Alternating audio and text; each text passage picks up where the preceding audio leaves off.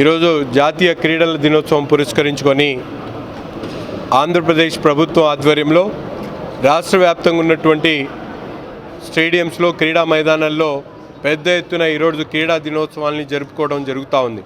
అందులో భాగంగా గుంటూరు నగరంలో ఉన్నటువంటి బ్రహ్మానందరెడ్డి స్టేడియంలో ఈరోజు క్రీడా దినోత్సవాన్ని బ్యాడ్మింటన్ పోటీలు అనేక రకాలైనటువంటి పోటీలు 3 రోజులు ఏర్పాటు చేసి వివిధ ఏజ్ గ్రూప్స్కి సంబంధించినటువంటి పిల్లల చేత కాంపిటీషన్స్లో పార్టిసిపేట్ చేసి వాళ్ళందరికీ కూడా ప్రైజెస్ ఇవ్వడం జరుగుతూ ఉంది.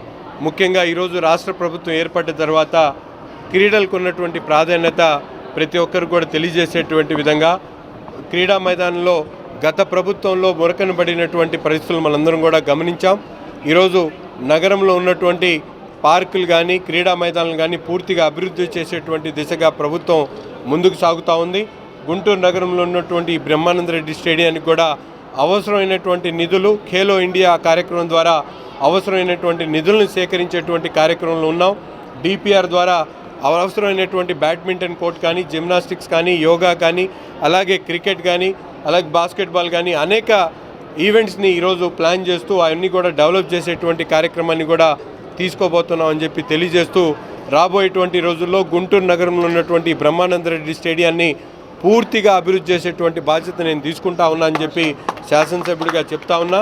తప్పకుండా గుంటూరు నగరంలో ఉన్నటువంటి బ్రహ్మానందరెడ్డి స్టేడియం రాష్ట్రంలో ఒక మేలైనటువంటి స్టేడియంగా అభివృద్ధి చేసేటువంటి స్టేడియంగా రాబోయేటువంటి రోజుల్లో తీర్చిదిద్దామని చెప్పి ప్రజలందరూ కూడా తెలియజేస్తా ఉన్నారు. మనకి ప్రతి సంవత్సరం August 15 sports day national sports day సందర్భంగా ప్రతి ఒక్క చోట మన ఆంధ్రప్రదేశ్ మొత్తం అలాగే మన దేశం మొత్తం కూడా స్పోర్ట్స్ డే జరుపుకోవడం జరుగుతుంది. దానికి అనుబంధంగా 26 నుంచి 34కి కార్యక్రమాలు